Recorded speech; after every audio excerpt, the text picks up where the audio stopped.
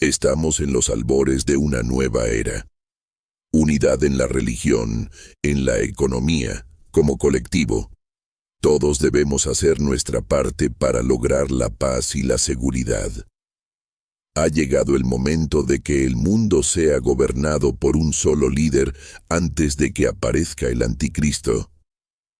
Se nos advierte que habrá señales extrañas en el sol, la luna y las estrellas, y aquí en la tierra las naciones estarán en crisis, perplejas por los mares rugientes y las mareas extrañas. Pero antes del fin habrá quienes serán hallados fieles.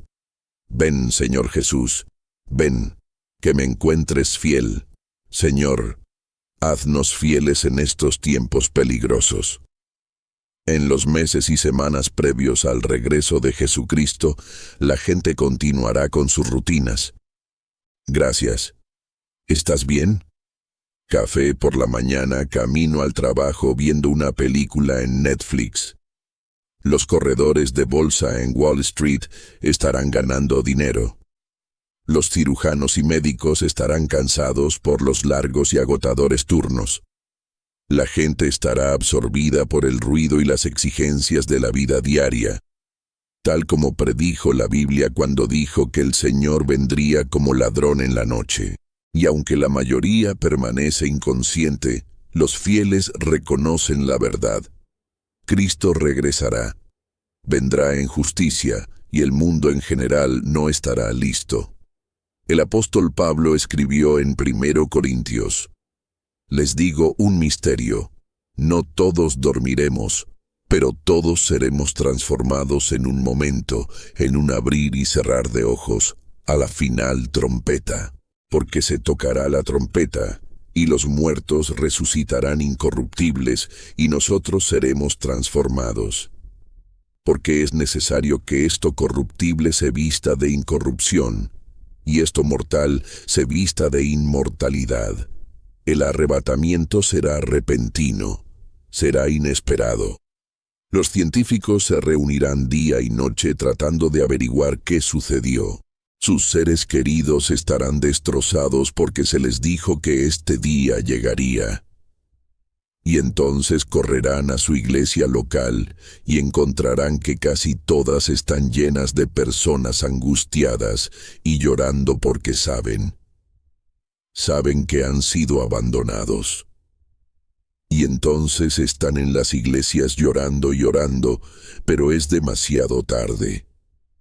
El rapto de la iglesia ya ocurrió, y quienes se queden atrás saben que su única oportunidad de pasar la eternidad en el cielo es rechazar al anticristo y pagar el precio máximo. Como un sueño, el rapto ocurrirá, y la realidad será demasiado impactante para comprenderla. Será un evento inesperado. Y con un fuerte sonido de trompeta, el Rey de la Gloria aparecerá en las nubes. No será un evento aislado, sino un evento sísmico que captará la atención del mundo entero. Jesús describió este día y nos dijo que el sol se oscurecerá. La luna no dará luz.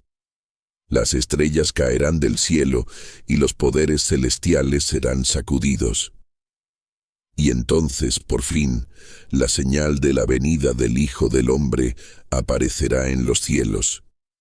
Y habrá un profundo duelo entre todos los pueblos de la tierra. Y verán al Hijo del Hombre viniendo sobre las nubes del cielo, con poder y gran gloria. Y enviará a sus ángeles con el potente toque de trompeta. Y reunirán a sus escogidos de todo el mundo, desde los confines de la tierra y el cielo. Cuando aparezca por primera vez, no destruirá ni juzgará al mundo, ni establecerá su reino terrenal. Eso sucederá en su segunda venida. Recuerden, la venida del Señor es en dos fases. Los elegidos se refieren a los creyentes genuinos, también conocidos como santos. Jesús resucitará primero a los que murieron como creyentes genuinos. Los santos que permanezcan vivos a su venida Tendrán un cuerpo glorificado y se unirán a ellos en las nubes.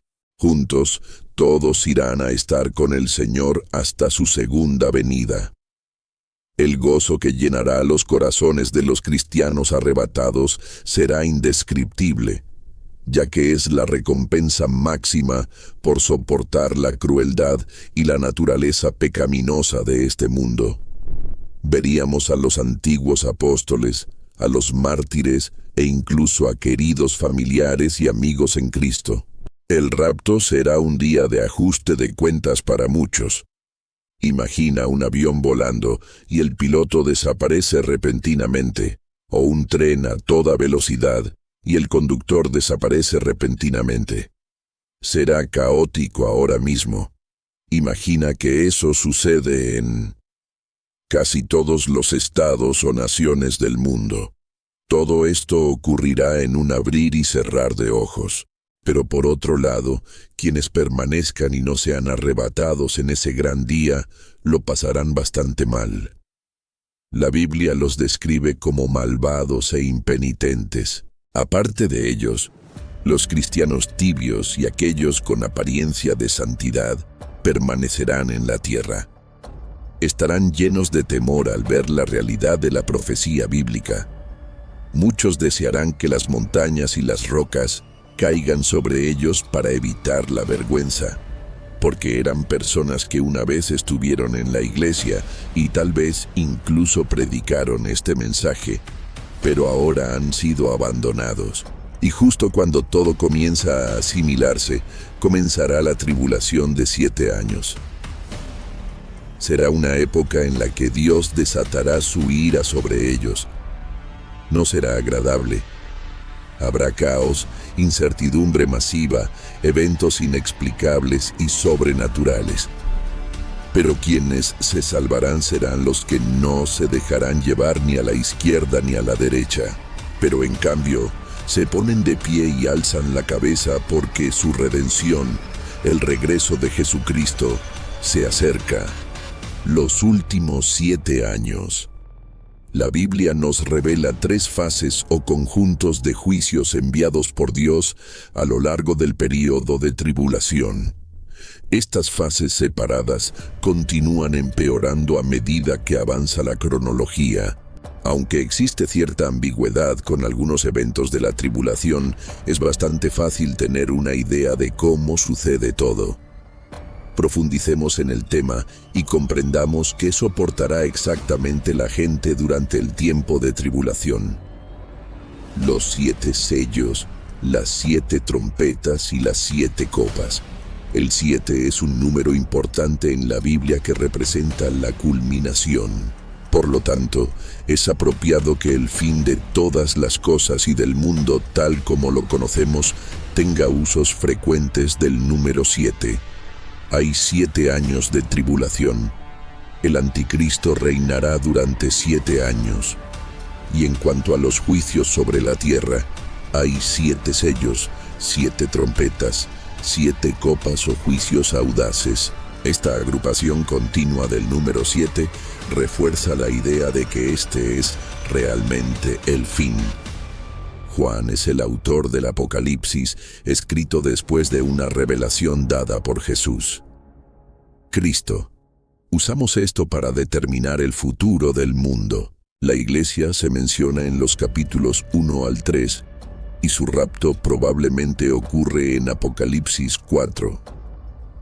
Los juicios que ocurren después del rapto constituyen la mayor parte del libro. En Apocalipsis 5 se menciona un rollo que solo Jesucristo tiene autoridad para abrir. Este rollo está escrito por ambos lados, lo que indica que es un rollo pesado con muchos acontecimientos en su interior. Además se dice que tiene 7 sellos. Para abrirlo por completo y exponer todo su contenido, es necesario retirar cada sello. El primer sello es un caballo blanco. Este primer sello comienza con los 4 jinetes del Apocalipsis. Se ve a un jinete sobre este caballo con un arco que se dirige a la conquista. También se le coloca una corona en la cabeza. Muchos creen que este es el anticristo, Esto tendría sentido, ya que el jinete del primer sello parece imitar directamente lo que se desprende del regreso de Jesús en Apocalipsis 19:1. El anticristo está destinado a ocupar el lugar de Cristo. Por lo tanto, es lógico que haga todo lo posible para aparentar ser nuestro Salvador.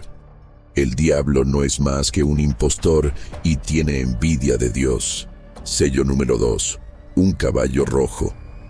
Este jinete entra en escena para arrebatar la paz de la tierra. Se le entrega una gran espada al jinete del caballo rojo.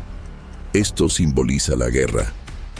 Probablemente a esto se refiere Jesús en Mateo 24, 6, 7, donde la Biblia dice: «Y oiréis de guerras y rumores de guerras. No os turbéis, porque es necesario que todo esto acontezca, pero aún no es el fin, porque se levantará nación contra nación y reino contra reino, y habrá hambres, pestes y terremotos en diversos lugares». Sello número 3. Un caballo negro. Este jinete sostiene una balanza. Esto representa una hambruna severa. En ese momento, las cosas costarán una cantidad astronómica de dinero. La gente gastará el salario de un día entero en alimentos básicos solo para sobrevivir. Esto no es difícil de imaginar. Incluso en nuestros días, es cada vez más caro simplemente llevar comida a casa para una familia. El costo de cada artículo está aumentando y el tamaño de la comida que se recibe a cambio está disminuyendo. Imaginen el hambre que habrá en esta época. Imaginen si el sueldo de un día entero se destinara a un tazón de cereal. Imaginen si una hogaza de pan fuera el sueldo de una semana. Sin duda, la gente estará cansada y miserable en este momento, no solo por la guerra, sino también por la hambruna. Sello número 4. Un caballo pálido. El color que aquí se traduce como pálido puede considerarse amarillo o verde tenue. Se cree que este color evoca imágenes de carne enferma y moribunda.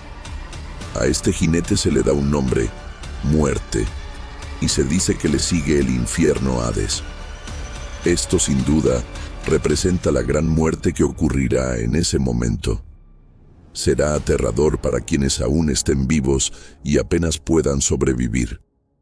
La muerte tiene la autoridad de matar al 25% de la población mundial con hambre, armas, pestilencia e incluso fieras. Esta es una escena tan horrorosa que una novela o película podría representarla de forma tan perturbadora. Tus misericordias nunca se acaban, nunca llegan a su fin. Son nuevas cada mañana. Grande es tu fidelidad. Señor, te doy gracias por la victoria sobre el pecado y sobre la muerte. Padre, que cada uno de mis pasos hoy sea cubierto por la sangre de Jesús. No tendré miedo de nada que se cruce en mi camino, porque todo está en tus manos. Te invito a caminar conmigo hoy, Señor. Que el Espíritu Santo me guíe, me dirija y me hable. Pongo mis ojos y mis afectos en el cielo. Te miro a ti, Señor, autor y consumador de mi fe.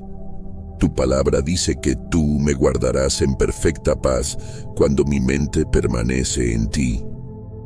Hoy vengo a ti y te pido que renueves mi mente mientras medito en tu palabra. Trae paz a mi corazón y a mi mente y silencia toda voz de confusión del enemigo. Que nada me afecte a mí ni a toda mi familia, porque la sangre de Jesucristo forma una barrera de protección. Ninguna arma forjada por el enemigo prosperará contra mí. Hoy dejo ir todo aquello que no puede permanecer bajo la sangre de Jesús. Viejos hábitos, hábitos pecaminosos, pensamientos impuros y personas negativas. Elijo permanecer cubierto por la sangre de Jesucristo y reclamo la protección, la provisión y la dirección que vienen de estar bajo su sangre. Hoy vengo delante de ti, sabiendo que todo poder está en tus manos. Tengo la certeza de que eres un Dios que cuida de su pueblo y pongo mi confianza en ti. Entrego en tu cuidado cada situación que enfrento hoy. Mi vida está en tus manos. Rindo cada relación, rindo cada pensamiento, rindo cada preocupación y ansiedad delante de ti, Padre. Toma toda duda, todo temor, toda emoción de tristeza o depresión. Tómalo todo, Señor, y derrama tu gracia y tu misericordia. Te pido que sueltes tu poder desde el cielo para guiarme y dirigirme. Lléname con tu Espíritu Santo. Dame ojos espirituales para ver y oídos espirituales para escuchar, para no caer en los ataques del enemigo. Pongo mi vida a tus pies y traigo delante de ti todos mis deseos, mis ambiciones y mis sueños. Todo lo que anhelo, todo lo que amo y considero valioso, lo pongo delante de ti, Padre. Me rindo en sumisión y me vacío de mí mismo. Te pido, Señor, que tu Espíritu Santo sea fuerte en mi vida. Lléname con los dones y con los frutos de tu Espíritu. Te doy la bienvenida, Espíritu Santo. Tú eres la fuente de amor, esperanza, gozo, paz, paciencia, bondad y dominio propio. Señor, oro para que todos estos dones y frutos sean evidentes en mi vida. Creo que no hay nada que hoy pueda separarme de ti. Enséñame a escoger solo tu camino, para que cada paso que dé me acerque más a ti. Ayúdame a caminar conforme a tu palabra, y no según mis sentimientos o emociones. Como dice el libro de los Salmos, en el capítulo 86, escúchame, Señor, porque estoy indefenso y débil. Sálvame de la muerte, porque soy fiel a ti. Sálvame, porque soy tu siervo y confío en ti. Tú eres mi Dios, ten misericordia de mí. No hay Dios como tú.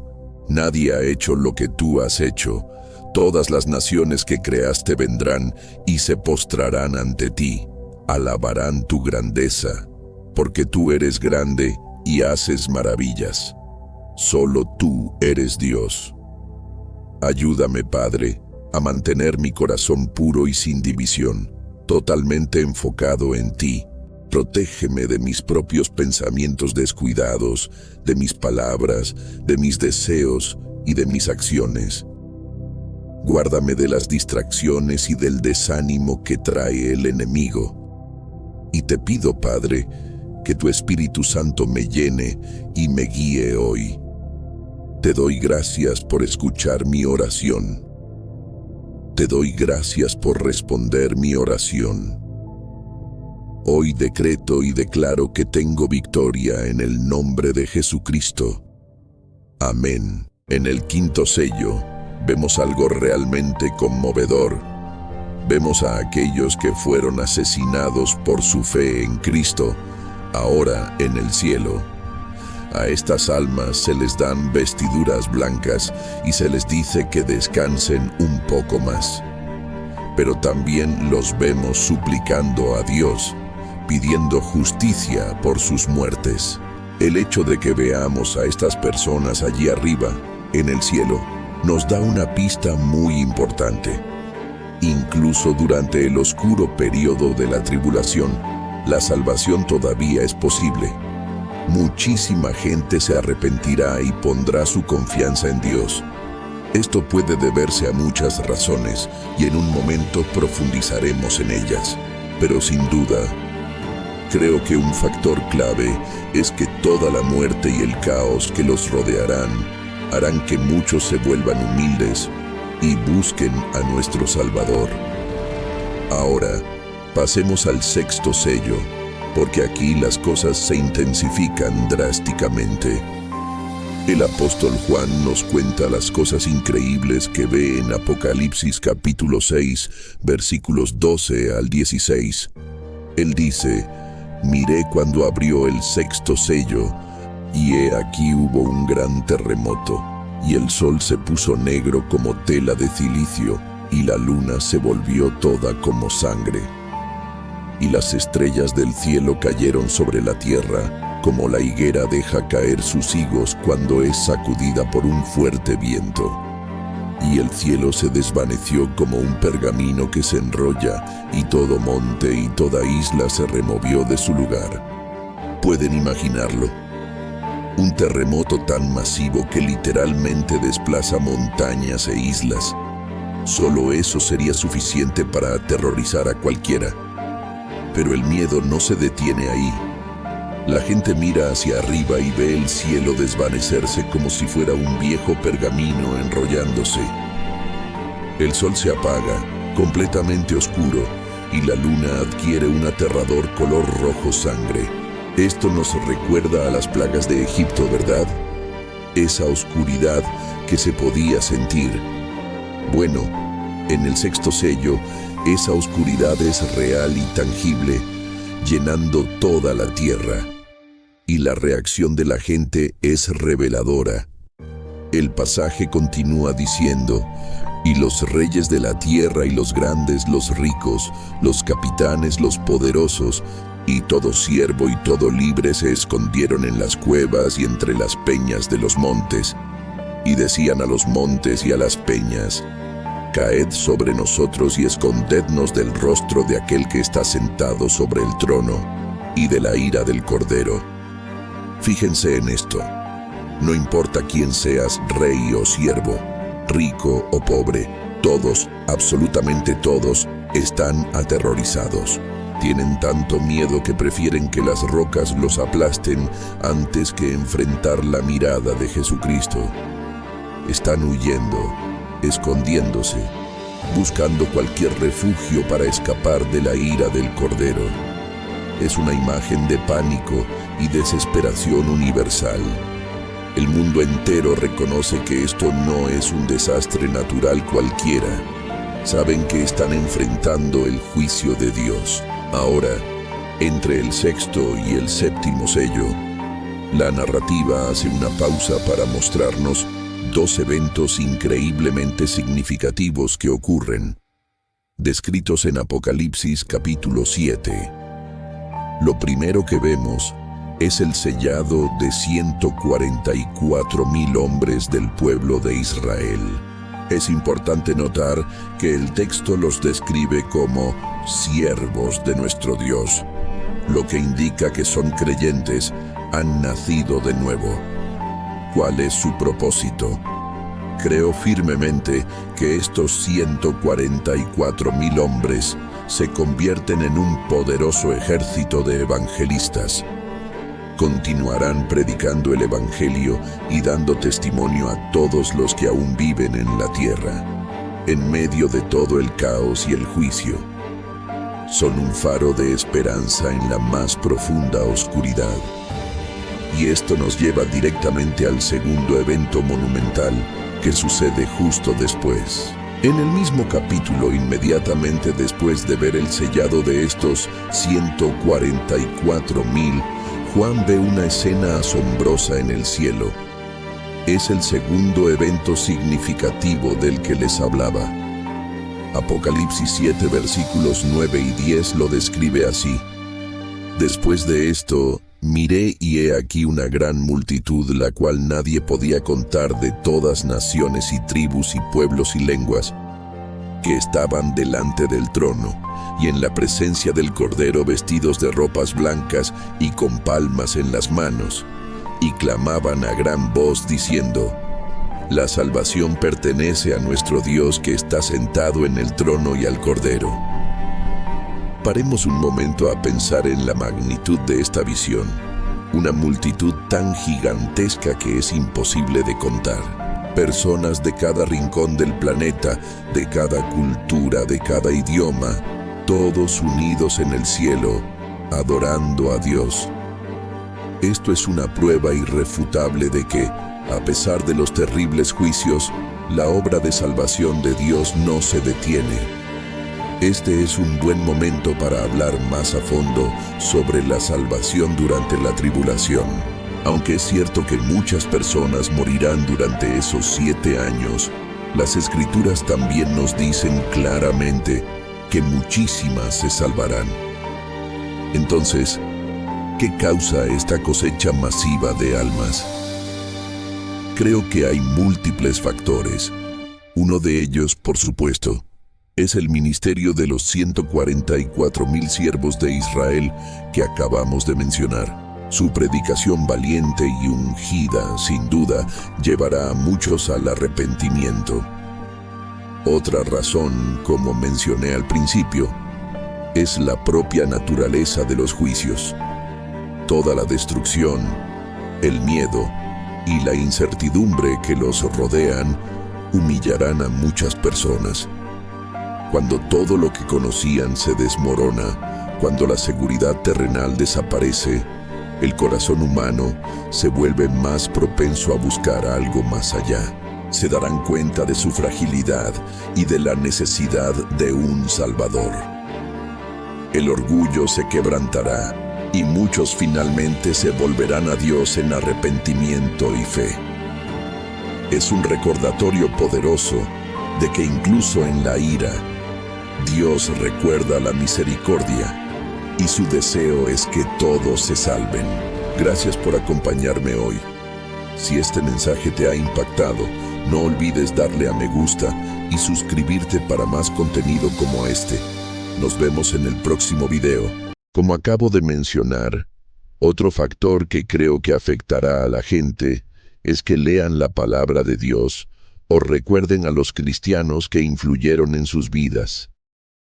Estoy seguro de que, aunque el anticristo esté en el poder e intente exterminar a los verdaderos cristianos, creo que la palabra de Dios estará disponible para que la gente la lea, aunque sea en fragmentos, y eso brindará no solo esperanza, sino también la buena nueva de redención por medio de Jesucristo y el fin de su sufrimiento. Quizás los libros, artículos, cartas, poesía y otras obras de arte que glorifican a Dios se queden atrás después del rapto. Y esto tendrá un impacto en la salvación de muchas personas, incluso después del rapto. El último factor es lo que la Biblia llama los 2 testigos. Se presentan en Apocalipsis 11 y, sin duda, desempeñarán un papel importante en que la gente acepte a Cristo durante la tribulación. Son martirizados en el mismo capítulo, lo que provoca la celebración del pueblo aún vivo, pero su regocijo se ve interrumpido, porque poco después los 2 testigos son resucitados por Dios. Séptimo sello. Este sello se abre y hay silencio durante media hora en el cielo. Todo está en calma. Esto no parece severo, pero es la calma antes de la tormenta.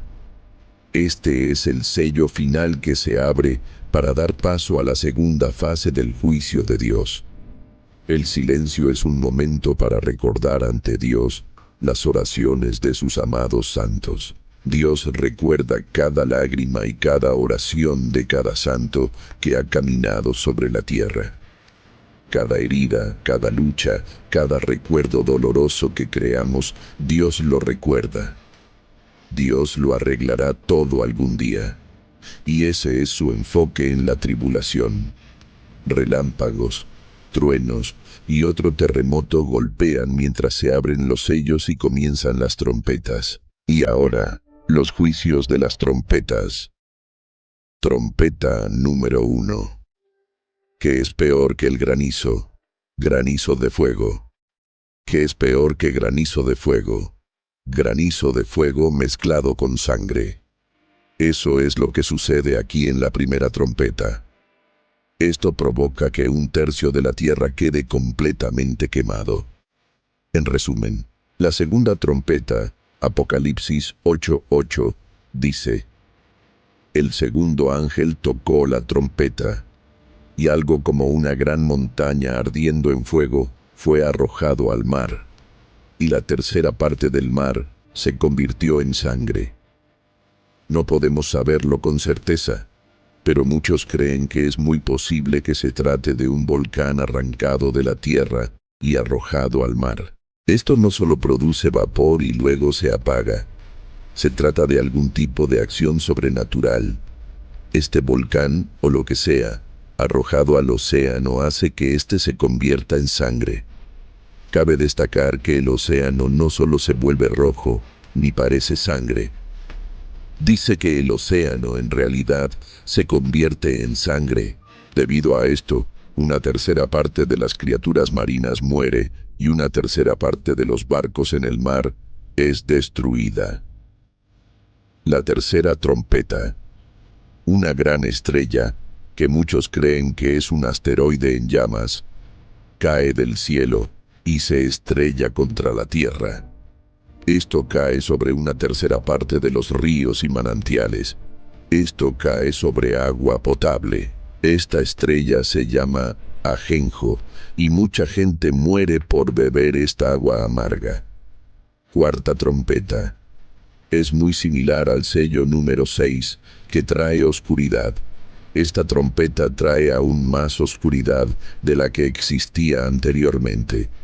1/3 del sol, 1/3 de la luna y 1/3 de las estrellas son alcanzados. Esto hace que el día y la noche produzcan un 33% menos de luz de la que ya producían. De nuevo, como vemos durante la tribulación, la oscuridad se intensifica, tanto literal como metafóricamente. Quinta trompeta. Esta trompeta hace caer del cielo una estrella, que se cree que es un demonio, o probablemente el mismo Satanás. Recibe la llave del infierno, donde literalmente abre un portal. Sale humo como un horno, seguido de langostas mucho peores que las que vemos en el libro del Éxodo. Estas langostas comienzan a dañar todas las plantas y a cualquiera que no tenga el sello de Dios, como los 144,000 que vimos. Atormentan a los vivos durante 5 meses. Y el dolor que infligen es como la picadura de un escorpión. No se les permite matar a nadie, lo cual es una tortura, porque la Biblia nos dice que en estos días la gente deseará morir, pero no podrán tomar la salida fácil. En cierto modo, esto presagia el infierno. El infierno será un tormento consciente y eterno, que nunca termina y del que nadie puede escapar. Que esto sirva de advertencia a quienes no son salvos. Esta no tiene por qué ser tu realidad. Puedes evitar pasar por esto si invocas a Cristo para que te salve. Cristianos, debemos advertir a otros para que puedan escapar no solo de la tribulación, sino también de una eternidad en el infierno, siendo atormentados y separados del amor de Dios. Sexta trompeta. Los 4 ángeles atados en el río Éufrates son liberados. Estos son demonios que Dios preparó para este preciso momento. Lideran un ejército de 200 millones de jinetes y sus caballos tienen la capacidad de liberar fuego, azufre y humo por la boca. 1/3 de la población muere. La cantidad de personas que quedan en la tierra continúa disminuyendo. Después de los 3 horribles eventos que han tenido lugar hasta ahora, ¿cómo actuarán las personas que quedan en la tierra? Apocalipsis 9, 20, 21 nos dice: el resto de la humanidad que no murió con estas plagas no se arrepintió de las obras de sus manos, ni dejó de adorar a demonios, ni a ídolos de oro, plata, bronce, piedra y madera, que no pueden ver, ni oír, ni andar. Hola a todos y bienvenidos a nuestro canal. Hoy nos adentramos en uno de los temas más fascinantes y solemnes de las Escrituras: los juicios del Apocalipsis. Este no es un relato para infundir miedo, sino para comprender la profundidad de la soberanía y la justicia divinas, y la promesa de una redención final. Así que prepárense para un viaje épico a través de las profecías del libro de Apocalipsis. Todo comienza con la apertura de los 7 sellos que ya hemos explorado en otros videos. Estos sellos desatan una serie de eventos catastróficos sobre la tierra: falsos mesías, guerras, hambrunas, muerte y persecución. Pero es después del 7º sello cuando la intensidad de los juicios se magnifica. Un silencio expectante llena el cielo antes de que 7 ángeles se preparen para tocar 7 trompetas, cada una anunciando una nueva fase del juicio divino. La primera trompeta suena y una lluvia de granizo y fuego mezclados con sangre cae sobre la tierra. 1/3 de la tierra se quema, 1/3 de los árboles es consumido y toda la hierba verde se reduce a cenizas. Imaginen el impacto ecológico y la desesperación que esto causaría. Es un golpe directo a la provisión y la belleza natural del mundo. Con la segunda trompeta, algo como una gran montaña ardiendo en llamas es arrojado al mar. Como resultado, 1/3 del mar se convierte en sangre. La vida marina sufre una devastación masiva. 1/3 de las criaturas del mar muere y 1/3 de las naves es destruido. El comercio global y las fuentes de alimento que dependen del océano colapsan, generando un caos sin precedentes en las costas del mundo. Luego, suena la tercera trompeta. Una gran estrella llamada Ajenjo cae del cielo sobre la tercera parte de los ríos y las fuentes de las aguas. El nombre Ajenjo significa amargura y, fiel a su nombre, envenena estas aguas, haciéndolas amargas y mortales para muchos que las beben.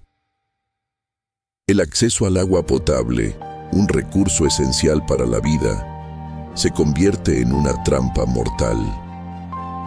La cuarta trompeta trae consigo una oscuridad cósmica.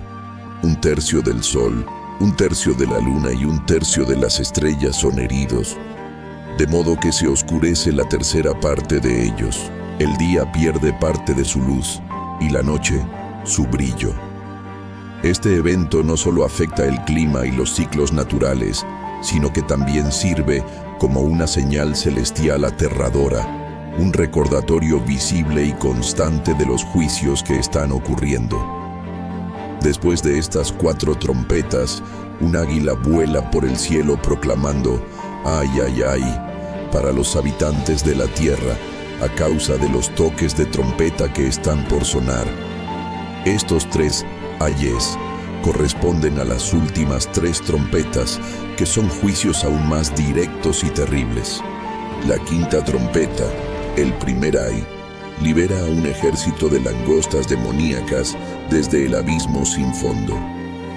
No son langostas comunes, tienen poder como de escorpiones, y se les ordena no dañar la vegetación, sino solo a las personas que no tienen el sello de Dios en sus frentes.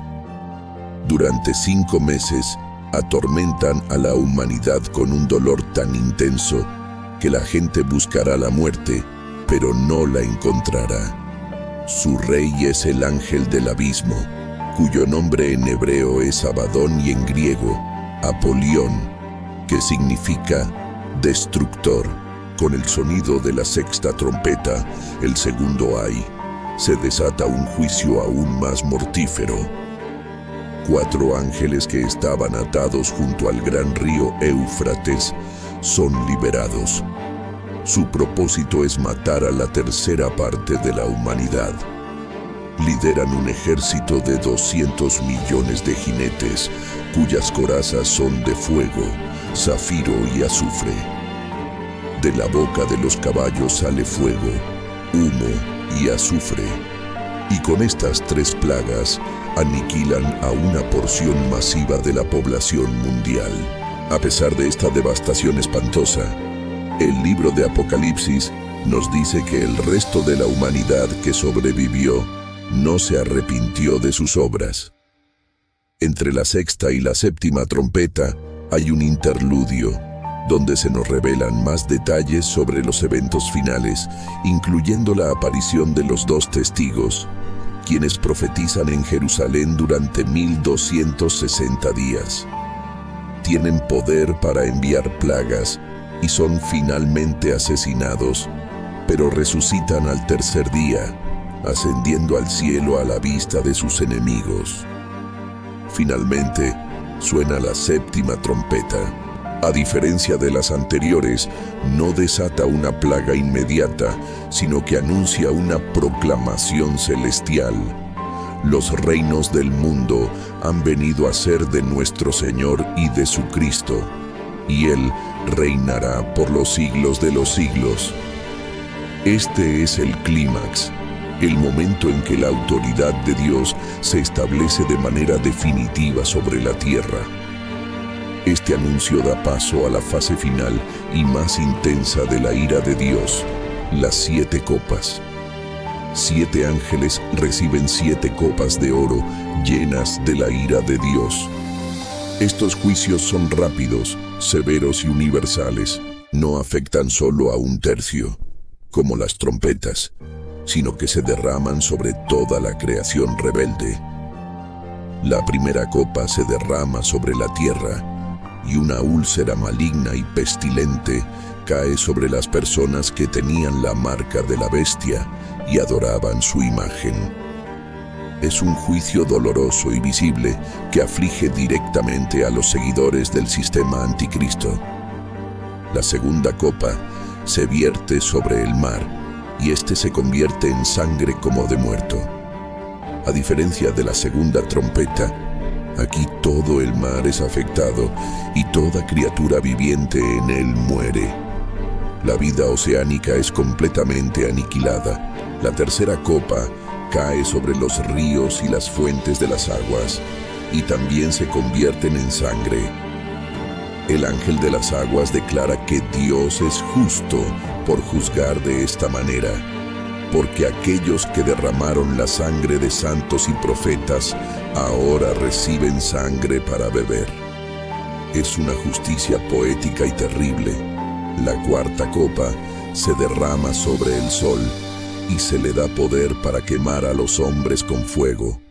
Un calor abrasador azota el planeta, causando un sufrimiento extremo.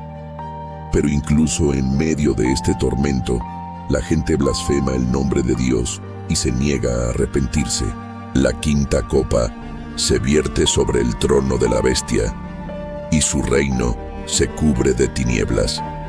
La gente se muerde la lengua de dolor y blasfema contra Dios por sus sufrimientos y sus úlceras, pero una vez más, no se arrepienten de sus obras. El juicio apunta directamente al centro del poder del mal en la tierra. La sexta copa se derrama sobre el gran río Éufrates y sus aguas se secan para preparar el camino de los reyes del oriente. Luego, 3 espíritus inmundos como ranas salen de la boca del dragón, de la bestia y del falso profeta.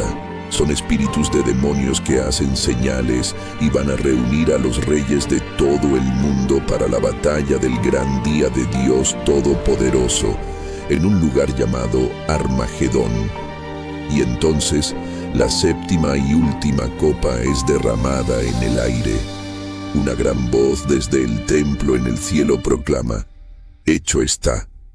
En ese instante se producen relámpagos, voces, truenos y un terremoto tan masivo que nunca ha habido uno igual. La gran ciudad se divide en 3 partes.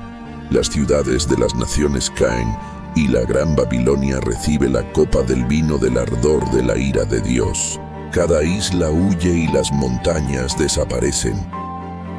Un enorme granizo, con piedras del peso de un talento, cae del cielo sobre los hombres, y ellos blasfeman contra Dios por la plaga del granizo, porque su plaga fue sobremanera grande.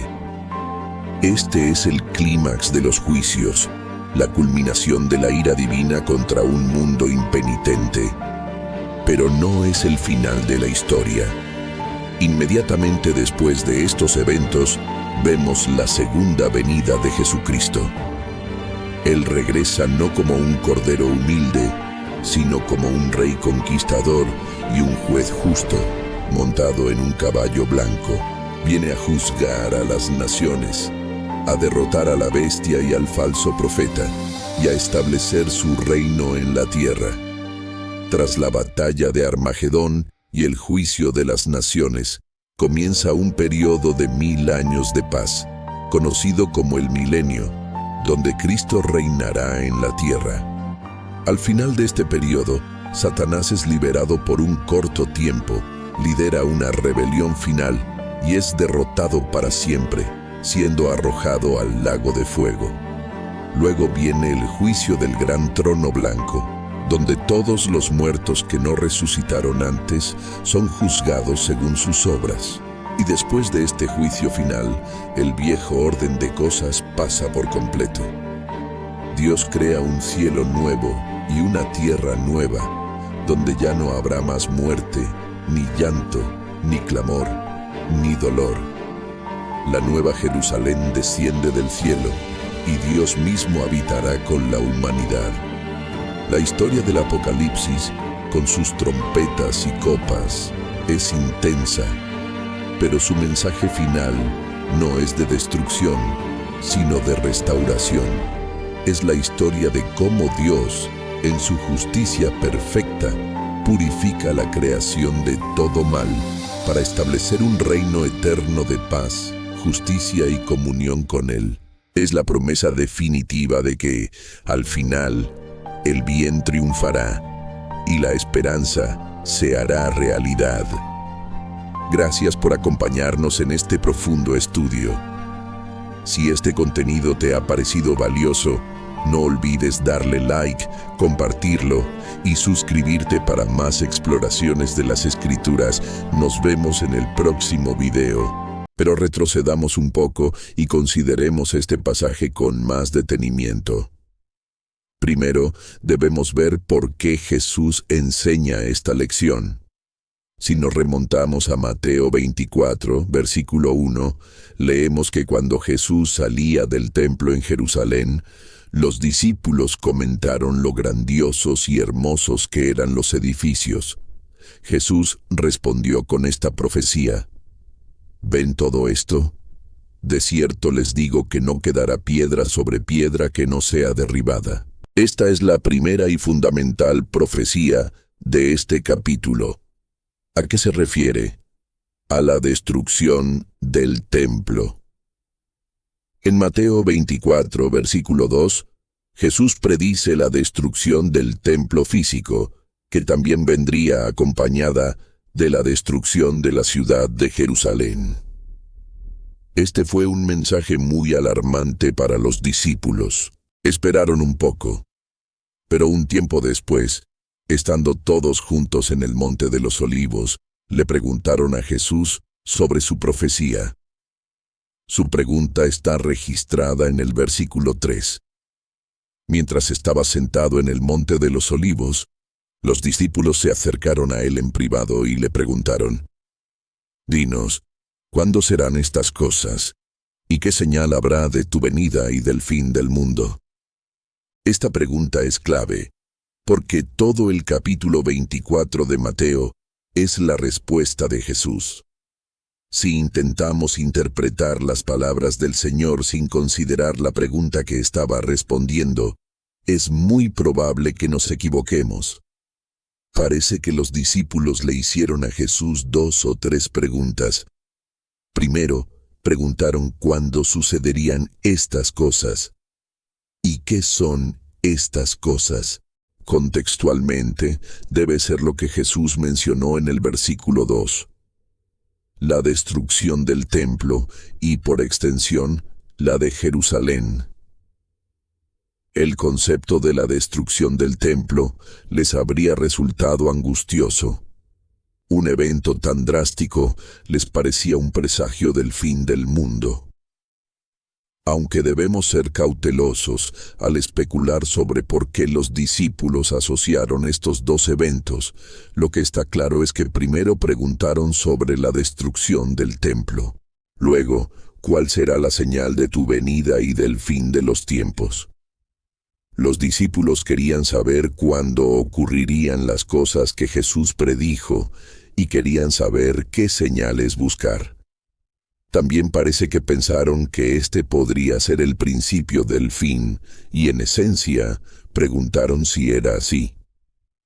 Esta es la base necesaria que debemos entender. Cuando Jesús comienza a hablar en el versículo 4, está respondiendo a esa pregunta de varias partes sobre cuándo será destruido el templo y cuándo terminará el mundo. Al analizar Mateo 24, es importante determinar qué parte de esa pregunta está respondiendo Jesús en cada momento.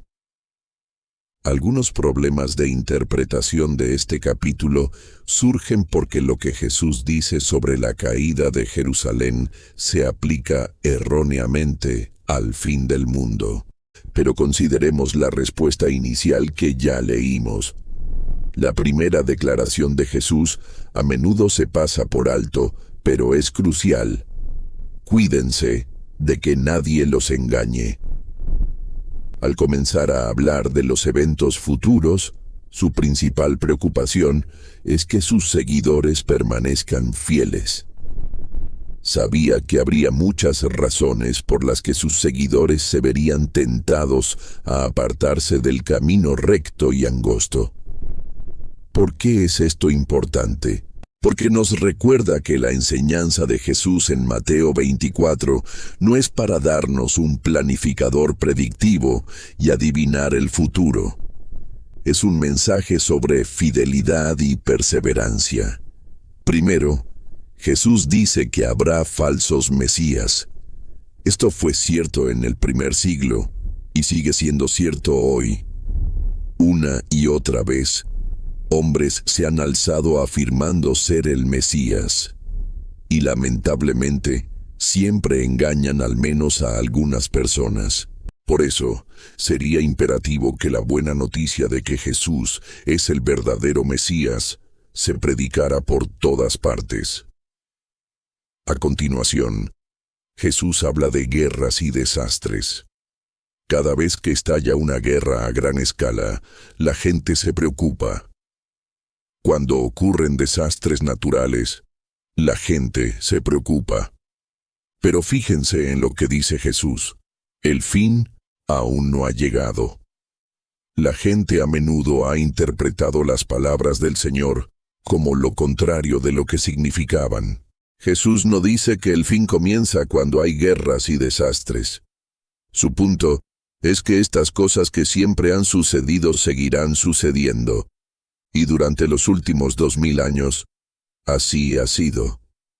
Las guerras han asolado y los desastres naturales han ocurrido. La vida en este mundo caído es precaria. Siempre hay peligros.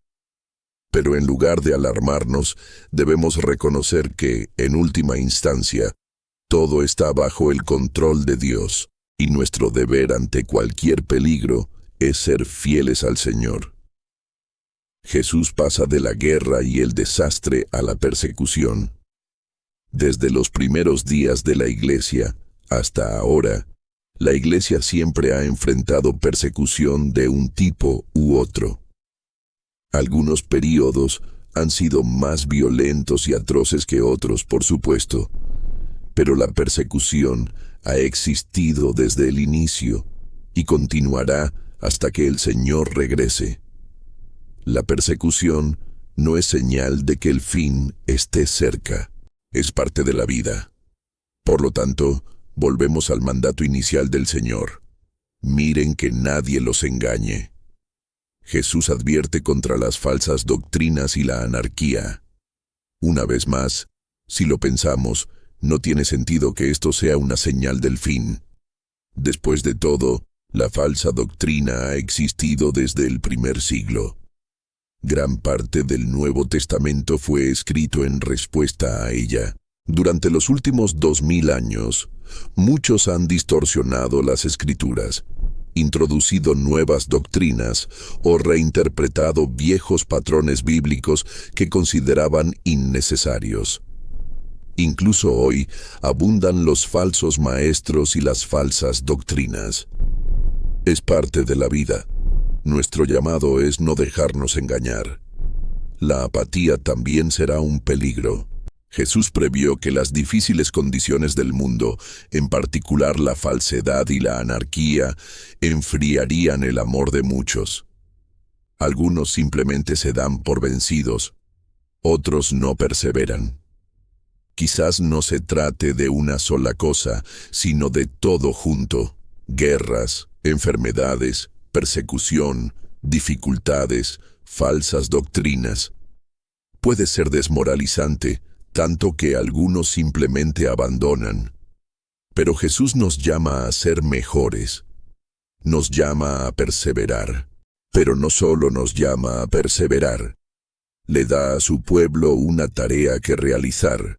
Jesús dice: «Y este evangelio del reino será proclamado en todo el mundo como testimonio a todas las naciones, y entonces vendrá el fin».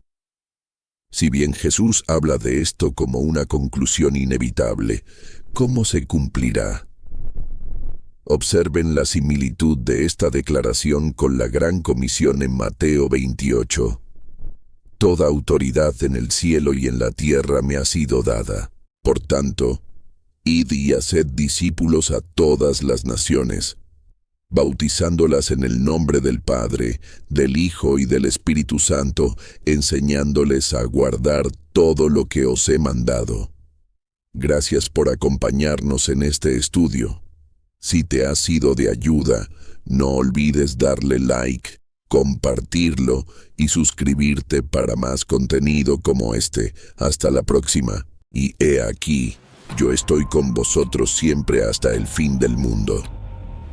El relato de Marcos dice: «Id por todo el mundo y proclamad el Evangelio a toda la creación». Jesús predijo que el Evangelio sería predicado a todas las naciones. Pero ¿cómo sucedería eso? Mediante sus fieles siervos, obedeciendo sus órdenes de ir a predicar el Evangelio. No sería ni es una tarea fácil, pero es la tarea que debemos realizar.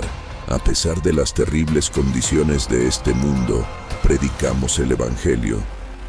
Cuando las guerras de hombres codiciosos desgarran el mundo, predicamos el Evangelio del único Rey verdadero. Cuando los desastres asolan este mundo, predicamos la esperanza que se encuentra en el Salvador. Combatimos las falsas doctrinas con la verdad. Sufrimos la persecución y la esperanza. Vencemos la anarquía con la ley de la gracia y la verdad, y nuestros corazones se llenan de celo por nuestro Rey y su reino. Y entonces llegará el fin.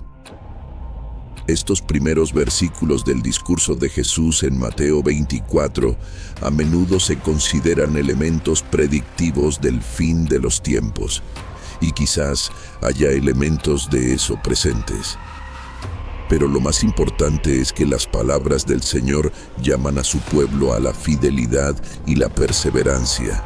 Las dificultades siempre estarán presentes. Permanezcan fieles hasta el final. El resto de Mateo 24 es un pasaje importante de las Escrituras, y hay mucho en ese capítulo que resulta difícil. Sin embargo, con la comprensión adecuada del contexto y una apreciación de la introducción de Jesús, podemos encontrar una base sólida para el resto de la respuesta de Jesús. En el fondo, se encuentra la amonestación del Señor: pase lo que pase, las dificultades y los desastres que enfrentemos, no dejen que nada ni nadie los aleje del Señor. Escuchen esta advertencia del apóstol Pablo en Hechos 20:29. Sé que después de mi partida, entrarán entre ustedes falsos maestros, como lobos rapaces que no perdonarán al rebaño. Vienen personas extrañas, no extrañas en apariencia, sino extrañas en espíritu. Personas que parecen buenas por fuera, pero llevan oscuridad por dentro. Son agentes del diablo, influenciados por poderes y principados que operan entre bastidores.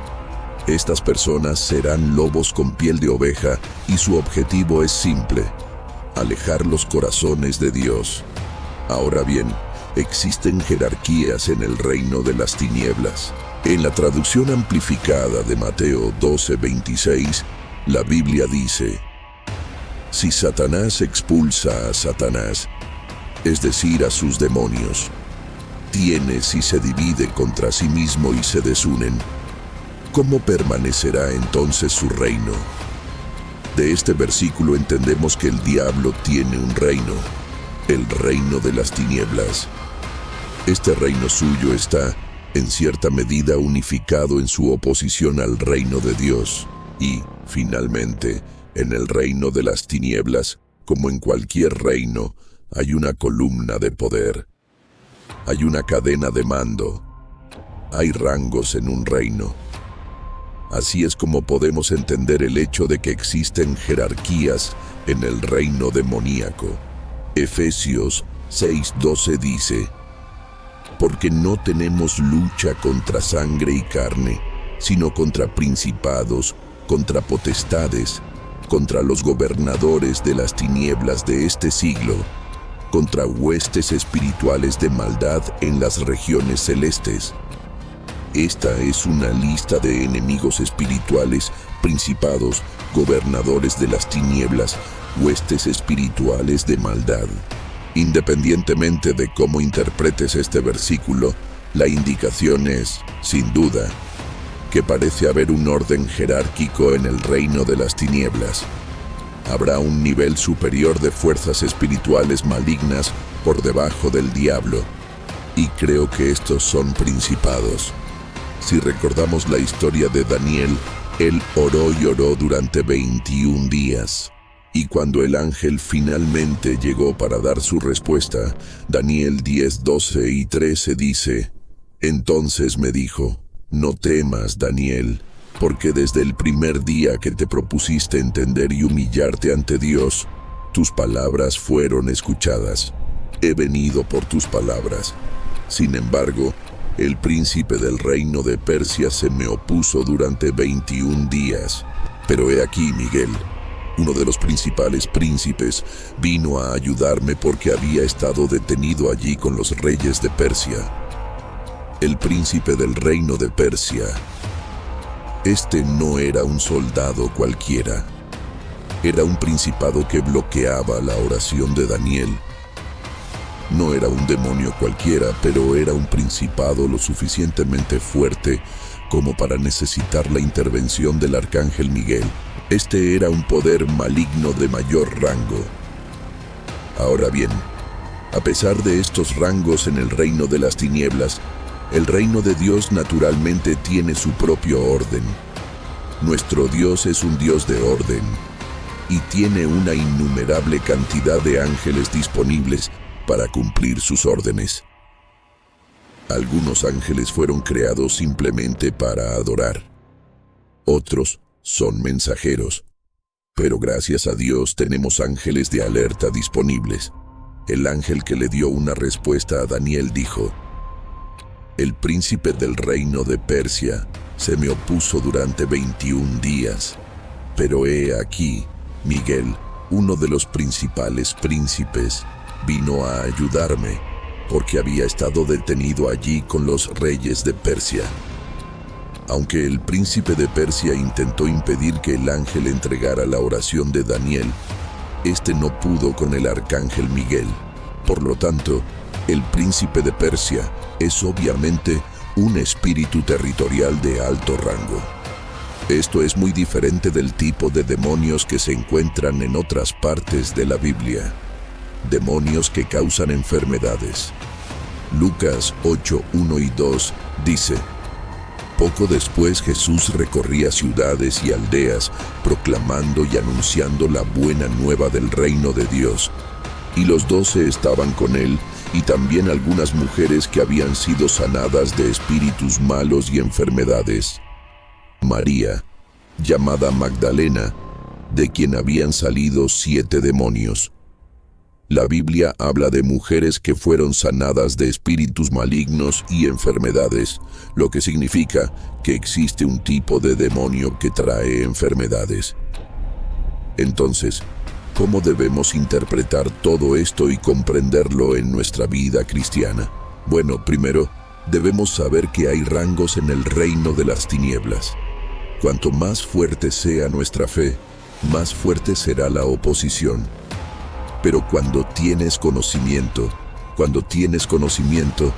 sabes que Jesucristo supera en rango a todo demonio, todo principado, todo gobernante de las tinieblas, incluyendo al diablo. Jesucristo los supera a todos. Sin conocimiento, según la Biblia, perecerás. Perecerás porque te volverás temeroso. Y el miedo solo entra porque has eliminado a Jesucristo de la ecuación. Por supuesto, te dará miedo pensar en luchar contra principados malignos por tu cuenta. Por supuesto, tendrás miedo de pensar en luchar contra demonios por tu cuenta.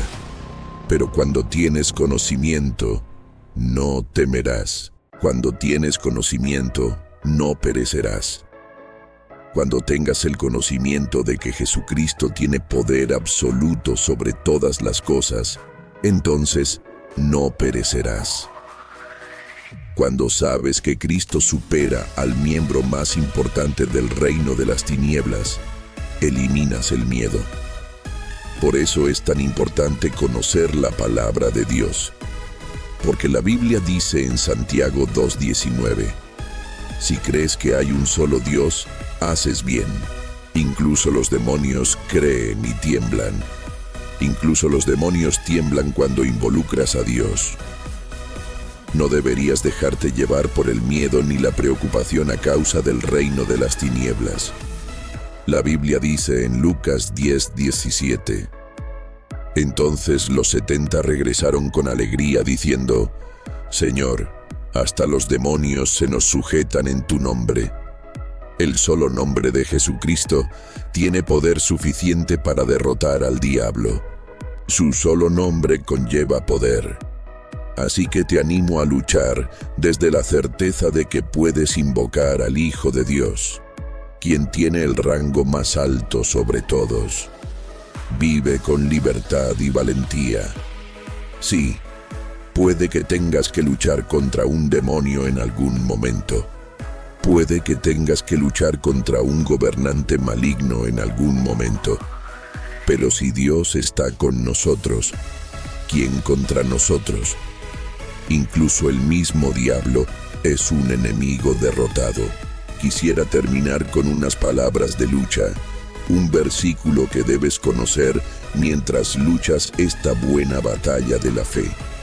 Lucas 10:1-19 dice, escuchen atentamente, les he dado autoridad que ahora poseen para hollar serpientes y escorpiones y la capacidad de ejercer autoridad sobre todo el poder del enemigo, Satanás, y nada les dañará en absoluto. Tenemos autoridad en el nombre de Jesucristo. Tenemos autoridad en la sangre de Jesús por la fe. Esta autoridad es la que debemos ejercer. Y ese es el tipo de conocimiento que debemos tener. Las puertas del infierno no pueden prevalecer. No prevalecerán porque tenemos conocimiento. Tenemos el conocimiento de la autoridad que Cristo nos dio. Sabemos que el Espíritu Santo nos fortalece para vencer al diablo. Sabemos que Dios tiene ángeles acampando a nuestro alrededor. Hay un perímetro divino que nos protege a ti y a mí como hijos de Dios.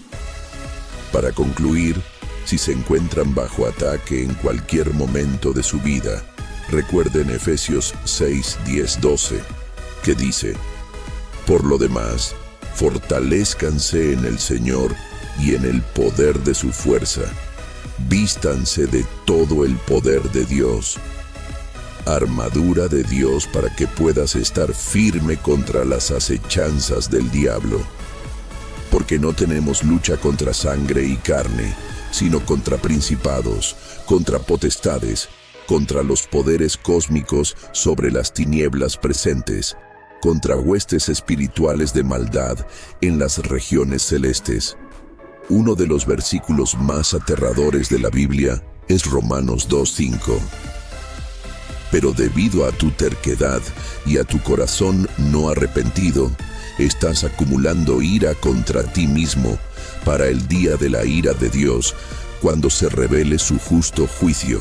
Permítanme destacar algunos juicios pasados y futuros que están en la Biblia.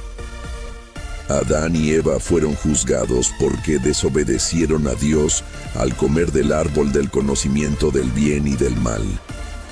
El gran diluvio mundial fue el juicio de Dios en los días de Noé. El mundo era pecador, malvado y corrupto. Las ciudades de Sodoma y Gomorra experimentaron el juicio de Dios debido a su gran maldad. Y también la esposa de Lot, quien se convirtió en una columna de sal al mirar la ciudad en llamas. En el futuro, la tribulación será un tiempo de juicio sobre los incrédulos. Además, el juicio final será el juicio del gran trono blanco. Aquí es donde se juzgará a todos los incrédulos. Así que hoy tengo un mensaje personal que quiero compartir. De vez en cuando necesitamos una dosis de realidad. El dolor en tu cuerpo te recordará que no eres invencible. Te recordará que no eres Superman. No eres Superwoman. Una enfermedad puede surgir de la nada y recordarte tu mortalidad. Verás, de vez en cuando necesitamos una dosis de realidad. Y no sé tú, pero ¿alguna vez has sentido que Dios te está dando una dosis de realidad? Quizás todo en tu vida ha sido bueno y, de repente, surge una tormenta inesperada. Pero es la manera en que Dios te recuerda que todavía lo necesitas. Independientemente de lo bien que te vaya, todavía necesitas a Jesús. 1 Pedro 4:1-17-19 dice: porque es tiempo de que el juicio comience por la casa de Dios. Y si comienza por nosotros, ¿cuál será el fin de los que no obedecen al Evangelio de Dios? Y si el justo con dificultad se salva, ¿qué será del impío y del pecador? Por lo tanto, que los que sufren según la voluntad de Dios y confían sus almas a un fiel Creador haciendo el bien. ¿No les parece esto estimulante? ¿No les parece una llamada de atención a la realidad para todo cristiano? Todos sabemos que habrá un día de juicio con el Señor. Todos sabemos que existe un libro de la vida. Sabemos que llegará un día en que todas nuestras obras serán probadas por el fuego. Pero lo que me desafía de este pasaje de las Escrituras en 1 Pedro 4 es donde comienza el juicio de Dios. El versículo 17 dice: porque es tiempo de que el juicio comience por la casa de Dios. ¿Para que comience el juicio? ¿Quieren decir que nosotros, la iglesia, somos juzgados primero? El juicio de Dios comienza con nosotros. Esto, para mí, demuestra que Dios es justo. Su juicio no está reservado solo para quienes rechazan a Cristo, sino incluso para quienes pertenecen a la iglesia. Es una llamada de atención. El juicio comienza con quienes confiesan ser cristianos. Ahora bien, ¿cuántos de nosotros estamos listos para ser juzgados? Uno pensaría que como cristianos activos en la iglesia, siempre estaríamos listos para el juicio de Dios. Pero opino que si Dios nos juzgara en este preciso momento, muchos simplemente no estaríamos listos. No estaríamos preparados. La Biblia nos señala el peligro de ser apenas salvos en la iglesia.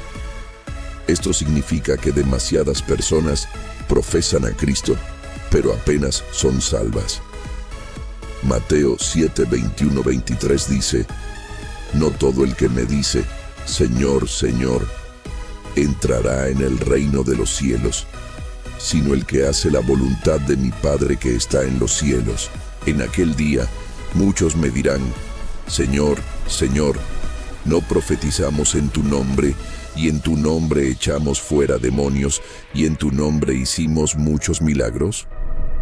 Y entonces les declararé: Jamás os conocí, apartaos de mí, hacedores de maldad. Los que dicen, Señor, Señor, son personas de la iglesia, pero Jesús dice: aunque estés en la iglesia, aunque conozcas la jerga y las costumbres, cuando llegue el día del juicio, ¿me tendrás en tu corazón? No hay lugar para la hipocresía en nuestra vida como creyentes. Tenemos que amar y vivir completamente para Dios para poder pasar la eternidad con Él. Así que la pregunta es: ¿cuántos de nosotros en la iglesia tenemos un amor genuino por Jesucristo? ¿Cuántos somos verdaderamente salvos? Y por otro lado, ¿cuántos son falsos pero dicen ser genuinos? Dios sabe que hay algunos entre nosotros que son impostores e hipócritas. Así que el juicio debe comenzar en la iglesia. Y me pregunto, ¿cuál será el destino de los hipócritas en la iglesia? Las personas que se ponen una máscara y fingen ser algo que no son. Las personas que dicen conocer y seguir a Jesús, pero se comportan de una manera que contradice al Señor. La Biblia dice en Mateo 6:1: Cuídense de practicar su justicia delante de la gente para ser vistos por ellos, porque entonces no tendrán recompensa de su Padre que está en los cielos. Versículo 5.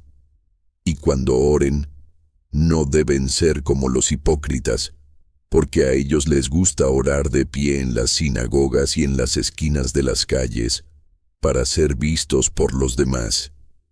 De cierto les digo que ya recibieron su recompensa. Ahora bien, de ninguna manera debemos creer que somos nosotros quienes podemos juzgar y determinar si un hipócrita es verdadero, porque en última instancia es un asunto del corazón, y solo Dios lo conoce.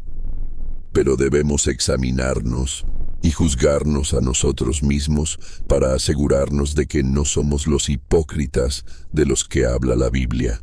Así que el mensaje aquí es examinar nuestro corazón. Recibimos mandatos claros que debemos seguir a lo largo de toda la Biblia. Y si estamos en Cristo, debemos estar plenamente comprometidos con la obediencia. La Biblia dice que todos los que aman a Dios deben amar también a sus hermanos. ¿Cuántos de nosotros fallaríamos en esto? ¿Cuántos amamos a nuestros hermanos? ¿Cuántos amamos a nuestro prójimo? El juicio comienza en la casa de Dios. La traducción amplificada de 1 Pedro 4:17 y 18 dice: porque es el tiempo destinado para que el juicio comience con la casa de Dios. Y si comienza con nosotros, ¿cuál será el fin de aquellos que no respetan, creen ni obedecen el Evangelio de Dios? Y si es difícil para los justos ser salvos, ¿qué será de los impíos y los pecadores? Cuando leo esto, recuerdo que nunca soy tan salvo como creo, porque puedo caer fácilmente si no es por la gracia de Dios. Así que tomen esto mensaje y estén advertidos. El juicio comienza en la casa de Dios. Decir simplemente, Señor, Señor, no basta. Pero hacer la voluntad del Padre, la justa y santa voluntad de Dios, eso es lo que cuenta. Así que los animo a que se entreguen plenamente a Jesucristo y dejen de lado la hipocresía. Sean personas que tengan el amor genuino de Dios. Sean sinceros al buscar al Señor. El juicio comienza en la casa de Dios, santos. Y si comienza con nosotros, ¿qué les sucederá a quienes han rechazado a Dios?